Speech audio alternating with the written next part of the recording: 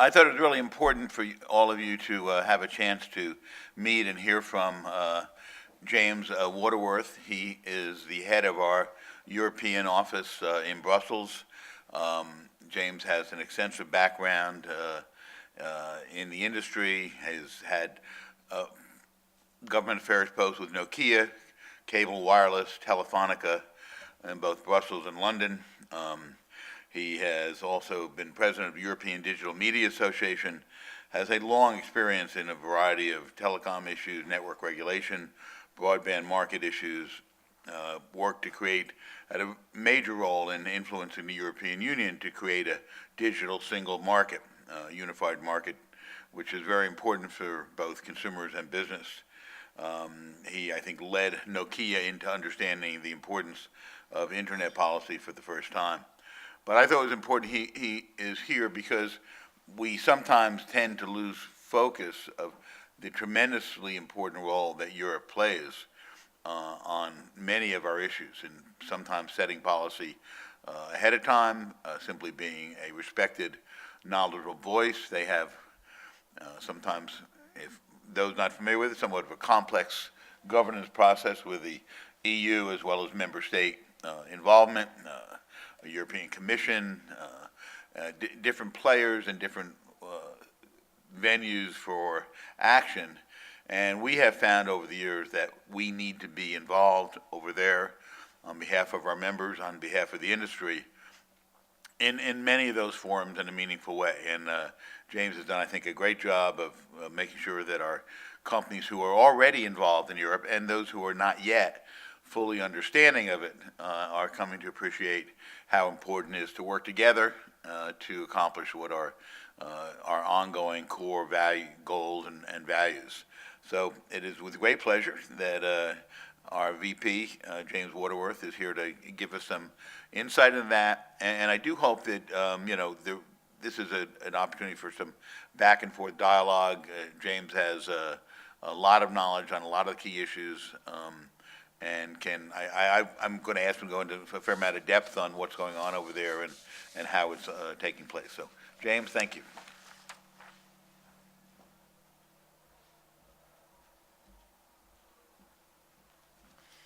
Thank you very much, Ed, and good morning, everybody.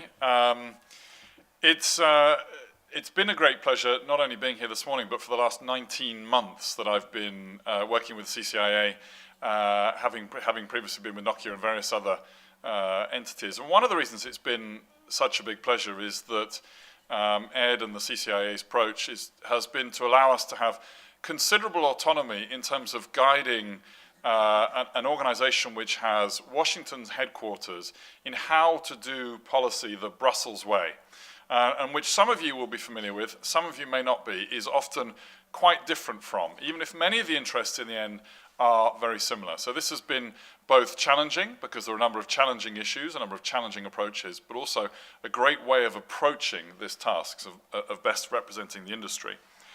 But even if, as Ed said, I have a reasonably long background in the technology sector and in various European capitals, when it comes to Washington, I am frankly a trainee. I don't know an awful lot about how Washington works. I don't know an awful lot about how much you all know about what goes on in Brussels. So when I talk today, I'm going to encourage you just to interrupt me, because I may start talking about things which you know only too well and therefore are boring, or I may talk about things and not give you enough detail. So feel free just to interrupt. And I'm going to talk through a range of issues, from upcoming political changes in Europe. I'm going to talk about ghosts. I'm going to talk about hippies, to try and bring alive some of these stories.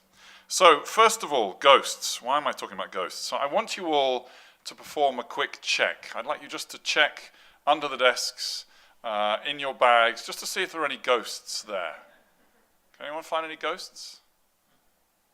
Good, there's no ghosts here. This is excellent, because ghosts are not real. Ghosts are not real, so I'm glad there don't seem to be any believers in the supernatural here. But why am I talking about this? Well, all too often, across the Atlantic, I've noticed a propensity in European policymakers to see ghosts, where there are none, in the actions of US policymakers or US companies. And I've also seen, in my limited experience in Washington, the willingness sometimes of US policymakers and US public affairs people or companies to see ghosts in the actions of European policymakers where there are none. So what I'm going to try and do today is to go beyond the ghosts and explain what is actually happening and try and give you a European feel for why certain things are being approached in a certain way, because sometimes they can appear strange. But just remember, let's stick to the facts and not to the supernatural. So, starting with the big political changes, I am sure you are all aware and have it marked on your calendars that in the last week of May there will be elections to the European Parliament. And the Parliament sits for 5 years. And these elections promise to be some of the most interesting for quite a long time. Frankly, European elections are never very interesting. The turnout for European elections across Europe is some 20% of the electorate. People do not take them as seriously as they do their national German elections, British elections, French elections, etc. But of course, they have great importance in terms of the legislation that will affect particularly companies who trade in the European market. Why are these elections going to be so much more interesting than usual? Well, those who follow the polls will have noticed that a number of major European countries, some extreme right and extreme left parties are dominating the polls. To give you some examples, the likely winner of the British European elections will be a party called the UK Independence Party. The UK Independence Party is maybe not an extreme right party, but certainly getting to that end of the spectrum, which is anti-immigration, anti-European Union, anti-globalization, anti-lots of things. In France, the long-established Front National, which has been a racist party, anti-immigrant party, is also an anti-EU party, recently did extremely well in local elections and will be one of the most successful parties in European elections. The same is true in Holland. The same is true in Greece, the same is true in Finland, the same is true in Sweden. And one of the strange elements of this, it is many of the more successful European countries, those who are financially stronger, who are voting in extreme parties. There are relatively few in the weaker economies of the European Union. And this is possibly a reaction to having to pay for the austerity program. So people come at it from different perspectives. Some have been subject to austerity and are annoyed with the European Union. Some have been paying to bail others out and are annoyed with them. Some are anti-globalization and the disruption, the changes that process has brought. So we will see the fringe parties currently are about 100 of the 750 odd seats in the European Parliament. We'll probably see that number rise to some 200 or 300. So a significant minority will be anti-establishment parties from the left and right. So what's that going to mean? Well, we don't know, because many of these organizations are not very professional, but I think we can take it as read that they will also be anti-trade deals, because they are not just anti-European Union, they are anti-globalization in general. So I would expect that this will have an impact in terms of the political support or not for deals such as TTIP and others which the European Union is entering into. It will also, I suspect, bring more skepticism about the market. So where often we would like to see decisions which favour the activities of the private sector, enable innovation, I think we will see much greater skepticism with regard to the private sector and the changes that it, and particularly technology, brings for citizens. The second big change that will take place in the European Union structure this year is that the current president of the European Commission is a man called José Manuel Barroso. He will step down almost certainly this year, and so the search is on for a new president of the European Commission. Does anybody in the room know the names of the 3 top candidates to be president? No. But don't worry, you shouldn't be embarrassed by that. I would expect that if you polled the 500 million European citizens, you would get a similar silence. because it's a slightly strange process. First of all, it's not a direct election. It's not like the US presidential elections where people are engaged with choosing a personality.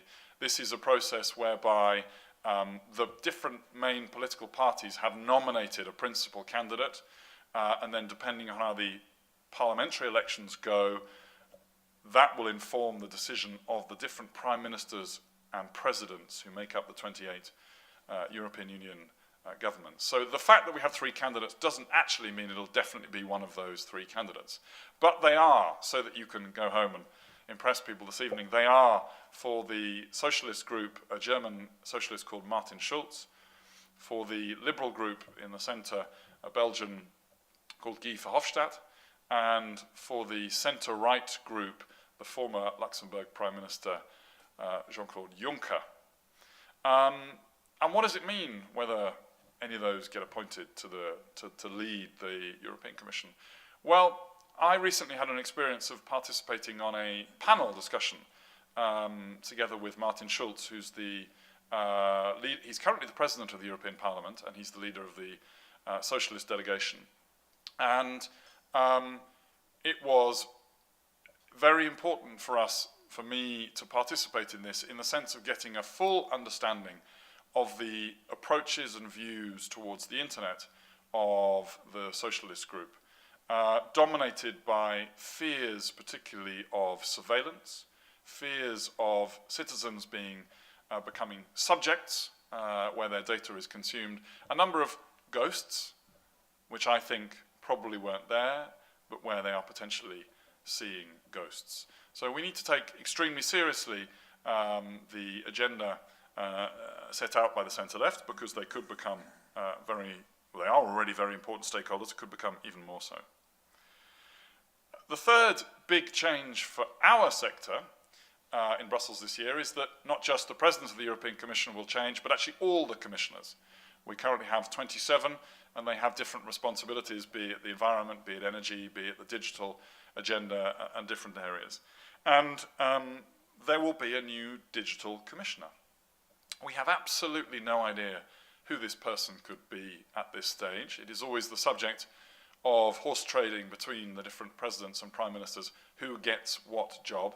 But there is one person who has already stuck his head above the parapet and indicated that he wants it. And that person is very relevant to the discussions which were taking place just before we had a coffee break. And he is the current sitting president of Estonia, Henrik Ilves. And Henrik Ilves will be president until 2015. He is by background an engineer, has a very strong interest in the tech sector, is leading a panel that ICANN has got together on the future of internet governance, and has expressed a wish to take on this job. Whether it will happen or not, I don't know. But there are various reasons that we, the technology sector, should be supportive of this move, in my opinion. Particularly saying this in Washington today. One, he is someone with a genuine enthusiasm for an understanding of the technology sector, which is relatively rare amongst senior politicians. Secondly, when it comes to the balance of attitudes towards the global economy or towards the United States, he is someone with a very positive attitude towards globalization.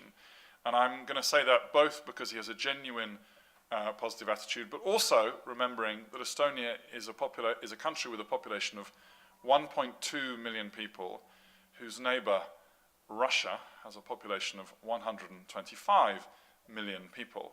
And Estonia was occupied for much of the 20th century by the Soviet Union.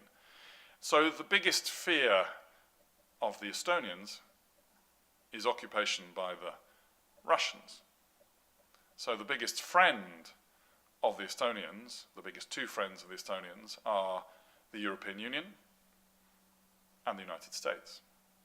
So we think that Henrik Ilves would be a very important ally, both because he understands and wants the digital agenda to succeed, and because he's pro the global community having a role in terms of the way technology is managed. So, on to some issues. I'm going to talk about a few of the issues that we are engaged with, or that are hot topics in Brussels, or that will be hot topics. And I hope I won't bore you, so I'm going to talk relatively quickly across all of them, but just stick up your hand if you'd like, either during or afterwards, if you want more detail on any of the issues that I touch upon. Firstly, starting with internet governance, which is one of the topics we've been discussing in depth today. Very much in keeping with what was said earlier, in general, the European reaction to the announcement made by the Department of Commerce in March is extremely positive and enthusiastic. You may know that in February this year, there was a communication, a statement of policy by the European Commission encouraging multilateral control of the internet, and that this process began just one month later is extremely important and extremely welcome. I also think it happened at a time which avoided a potential split within the European Union. The European Union being made up of some countries who are more liberal, more pro-market, more international in nature, and some that are more conservative, more inward-looking. And so there are different attitudes within the European machinery, and I think that the fact that the US took this very important step at this moment in time avoided those who are more conservative, more inward-looking, pushing harder for a different response, which could have involved the ITU, for example. So I think this has meant that the EU and the US can continue to be extremely closely aligned on these issues. Secondly, data protection. You will be aware that data protection has been a hot topic of debate. There is legislation going through Parliament and has been for the last 3 or 4 years. It is going very slowly, and going very slowly for a reason, which is that it is very controversial. So the European Parliament has had its first reading on the data protection regulation. The European Council has not and is going much more slowly. And overall, the concerns are, how do we achieve the right balance between protecting citizens and ensuring we have economic potential, economic development around data-driven innovation? And that debate is still very hot, and I think this is going to take a while to be resolved. Of course, issues such as the revelations of Mr. Snowden have heightened that debate, even if they are not strictly linked. You'll also have seen safe harbor being the regime under which European companies can transfer data to the United States, is being challenged on the basis of whether the US is a trusted partner. Interestingly, I deliberately chose that formulation of words. In Brussels, it's often described as safe harbor as being something that American companies use to transfer data to the US, which is actually the wrong way around, because safe harbor is actually an agreement that allows European companies, they may be affiliates of American companies, but European companies to transfer data to the United States. So this is a pretty important point to keep emphasizing. Other issues. Copyright, we touched upon briefly this morning. In March, a consultation closed that we and many others have responded to. In fact, some 10 or 11,000 people have responded to the Commission's consultation, which was very broad on copyright. So I'm not going to talk about all the issues, but let me just give an illustration of one, to us, slightly strange line of thought, which is dangerous and spreading. In 2012, the German Parliament introduced a particular measure which around something called ancillary copyright, creating a new right. And this measure was designed to give a right to compensation to press publishers of newspapers, where online aggregation services such as Yahoo News, Google News, Facebook, Twitter, arguably, take snippets from content that comes from a newspaper. This law would require that use be remunerated. And that disease has been spreading, both to, most obviously, France, Spain, and Italy, where similar measures are under debate. We think the idea is somewhat ridiculous on the basis that most of these services are bringing substantial new viewers to the sites of these newspapers. But nevertheless, I think we should put it down to disruption. The internet has brought disruption to established business models, and some are, of course, using the political process to try and redress what they see as their lessened status. Fourthly, media. This is where we come to the naked hippies. You're all familiar with situations that have existed around the world about where internet companies are asked to take down or block content, to abusive content or to offensive content, whatever it is. And we found ourselves in Europe with a similar problem in reverse. And it stems from the fact that 2 or 3 years ago, a book was published by a Danish author about the hippie movement in Denmark in the 1970s. And in the print version of this book, there were photos, including of naked hippies. And apparently that's completely fine in Denmark, except that in the e-book version that was being sold by Apple, I think, possibly by Amazon, I'm not sure, by American companies anyway, the naked hippies were gone. They were censored.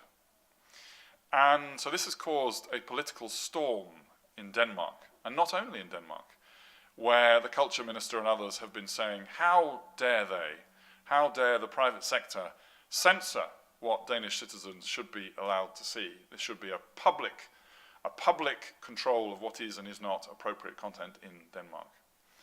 So there are similar issues you will have seen that Facebook has very much been dragged into around videos of beheadings and also breastfeeding. Facebook permitting the beheading videos but not permitting videos of mothers breastfeeding. So the question of what are the cultural norms and who decides what content can and cannot be accessed is becoming a more and more heated one, with public sector broadcasters and ministers getting involved in this debate. And we have absolutely no idea how it will play out, but there are calls for controls on the big internet platforms. Controls on their power to decide, be it search results, be it what people see in social networks, what apps in app stores are most prominent.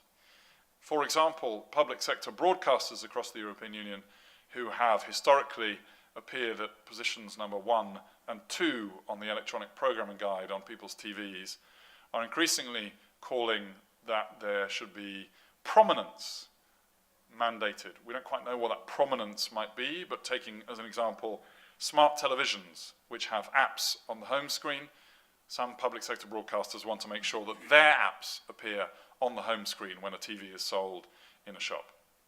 Unfortunately, the lack of a strong European technology sector and internet sector makes these arguments much easier and much more political, because essentially these strong European interests are attacking non-European interests.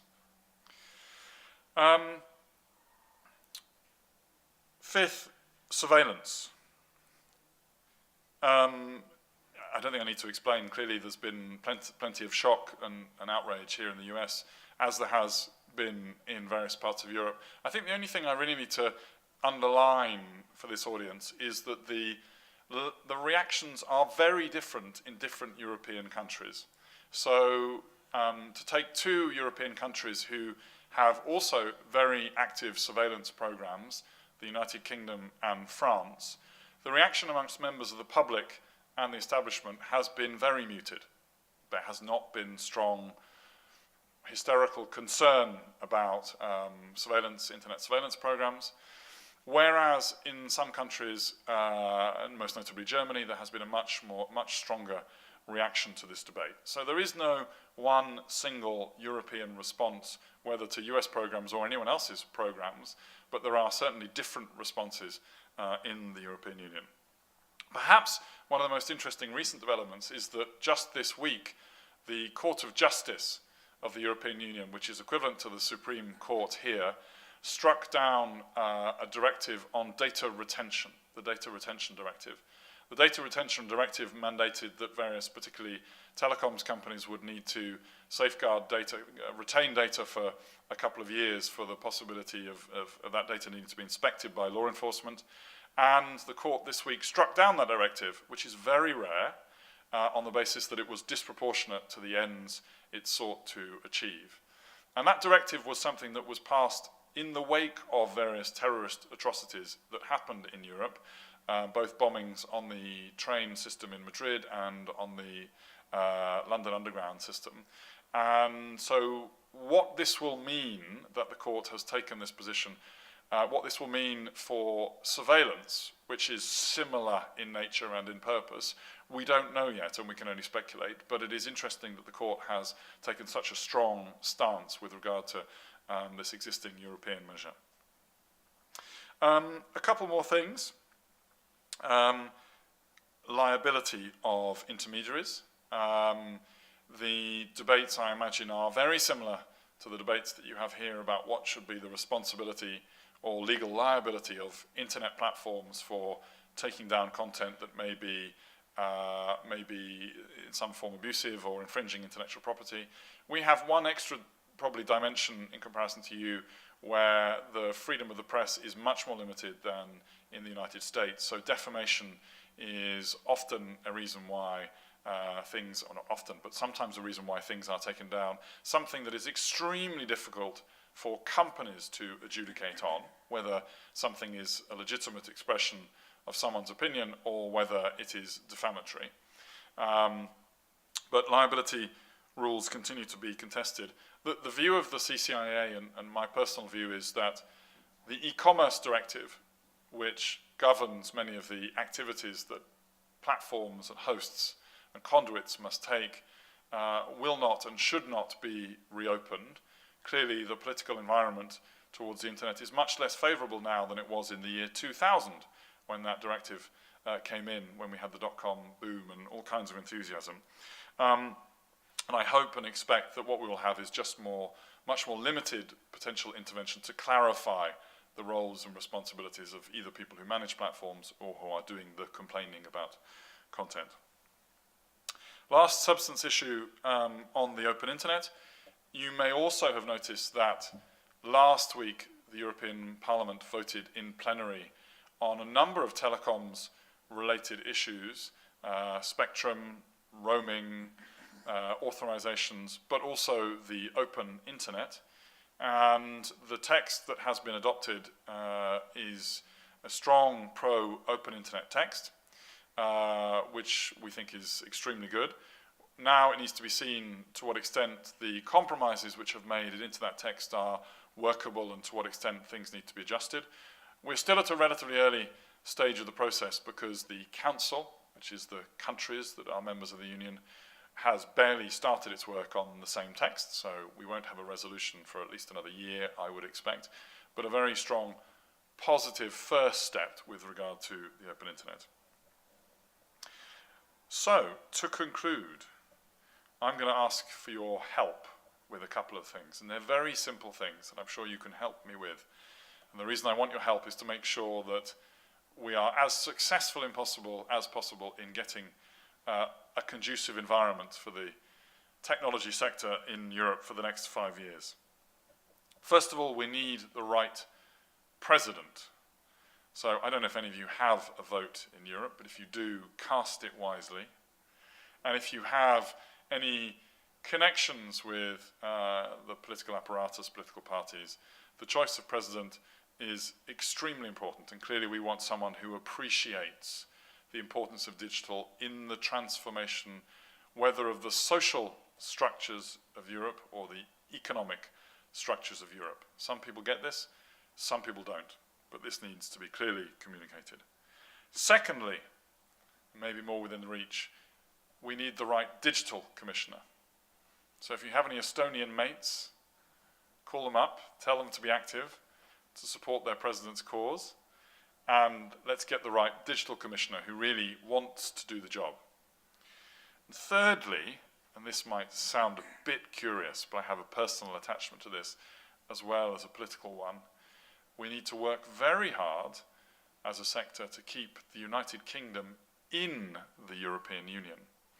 Because were the United Kingdom to leave the European Union, not only would my job and effectiveness in Brussels potentially be on the line, not only might I be disappointed personally, but also Britain is probably the most pro-market, pro-international, pro-global system champion for our interests, widely defined, that there is in the European Union. And we would have a much harder time if the United Kingdom were to leave the European Union. So please make that emphatically clear on any opportunity you might have to do so.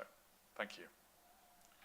James, thank you. And any questions, please wave your hand, get attention. I wanted to ask you to do one thing, which is just back up a little bit and for process. When you talk about directives, you talk about things, and a joke we call how a bill becomes a law. Here, we have a little pamphlet. And it's very inaccurate in a way in political context, but it does provide a process. So when there's a proposed, a request for comment, how the role of the Parliament, the role of the Commission, how something evolves into a directive, and then even member state approval. Just maybe walk through the process real quickly. Because we have a number of these issues that are at different stages in that process, and what level of finalization we're close to, or what level of alteration and opportunities we have for change. I think people need to understand that. And this is actually a very good moment to be talking about it, given that the new institutions and executives will come in this summer, this autumn. So starting at the beginning, there'll be a new president from the 1st of November, president of the European Commission. That person's going to get nominated and going to have to get his College of Commissioners approved by the European Parliament. So he or she is going to have to come up with a plan. They're going to have to come up with a plan on every area of policy, things they do and don't want to do.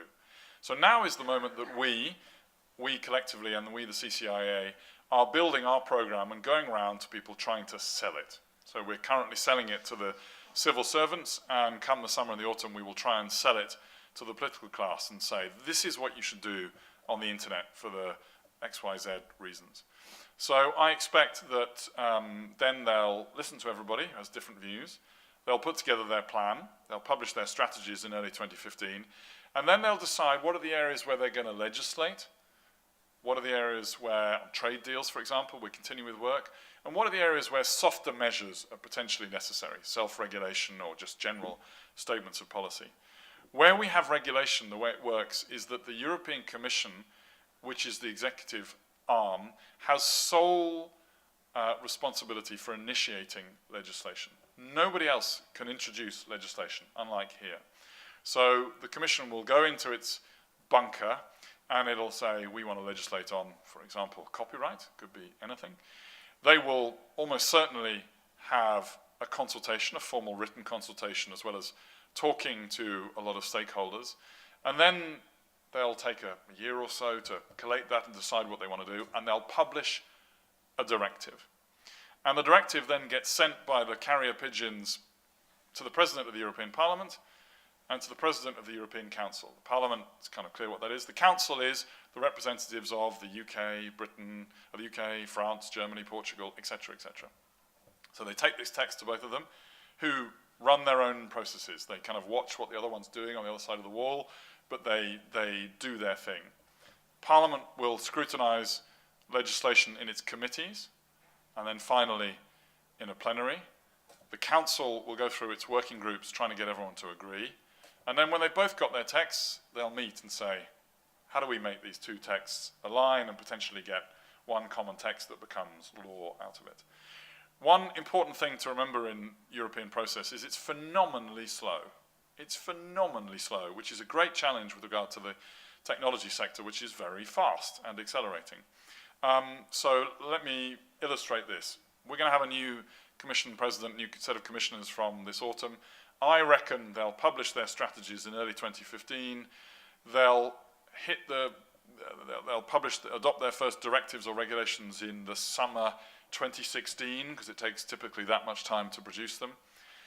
It'll get sent to Parliament and Council, which typically takes them a year and a half to 2 years to scrutinise legislation. So that takes you to summer 2018 approximately. And then after they've agreed them, each of those things need to be implemented by national parliaments. So they take the European text and they take it to the British Parliament and say, you've got 15 months to introduce that text into British law. So it won't actually become law until, optimistically, 2019.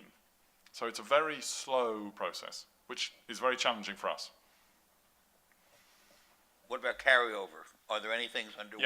Yep, there are several things underway. Data Protection Directive regulation will be carried over from this commission to the next one. The commission could withdraw it if they wanted to. It's not guaranteed that things get carried over to the next session, but important things where a lot of time has been invested typically do. Otherwise, you'd have a political fuss about it.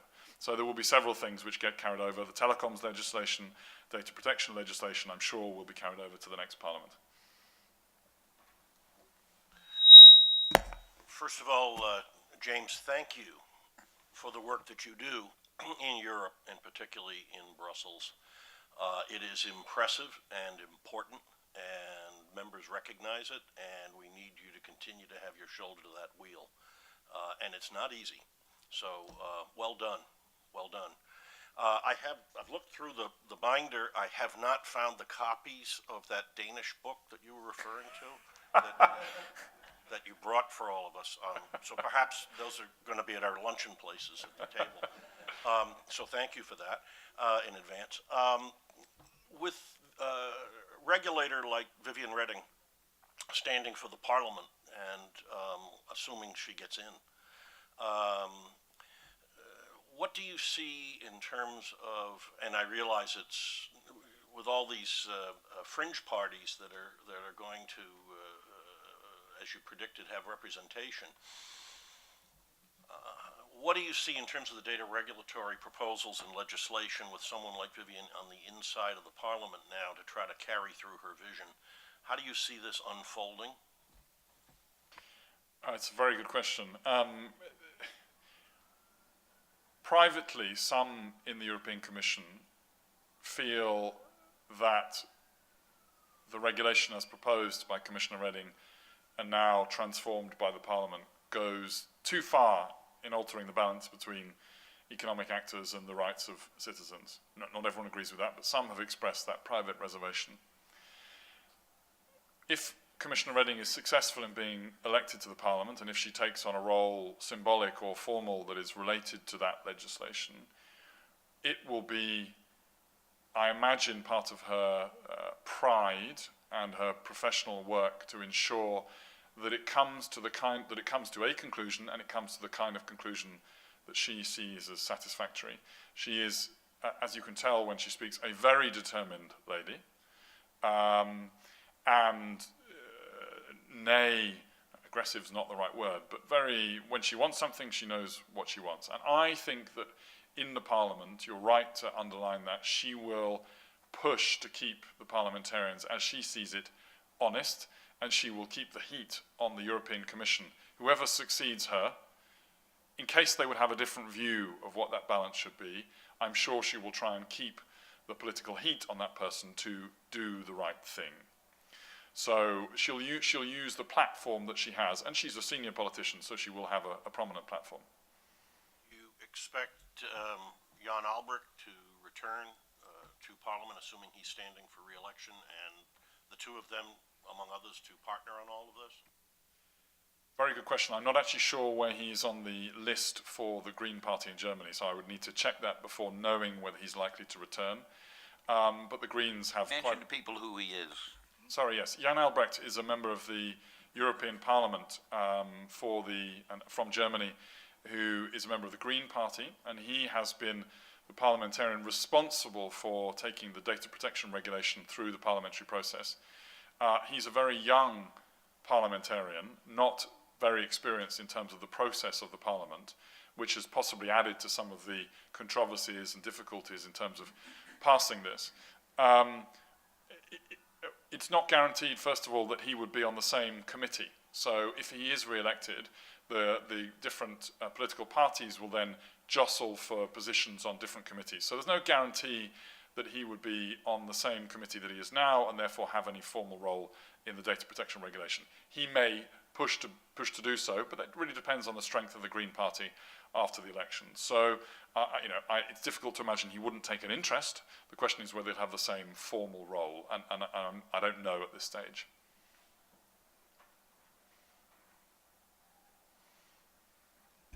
If there are no additional questions, luncheon beckons. James, thank you very much. Okay.